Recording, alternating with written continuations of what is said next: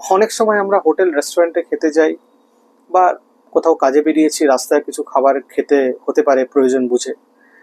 তো যদি খাবার দেখে আপনার মনে হয় যে খাবারে রং মেশানো আছে বা ফুড কালার ইউজ করা হয়েছে, তাহলে আপনি দোকানদারের কাছ থেকে জানতে চান যে এই খাবারটা সরকারি খাদ্য দপ্তর যে বিজ্ঞপ্তিতে অ্যাপ্রুভ করেন, যে যে ফুড কালারগুলো অ্যাপ্রুভড সেরকম ফুড কালার ইউজ করা হচ্ছে কিনা।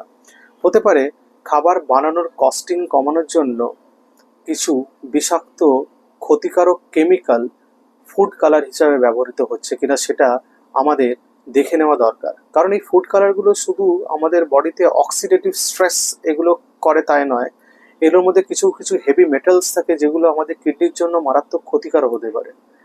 সেই জন্য এই ফুড কালার দেওয়া আছে এরকম খাবার অ্যাভয়েড করা ভালো, যদি তার গুণাগুণ সম্পর্কে আপনি শিওর না হন।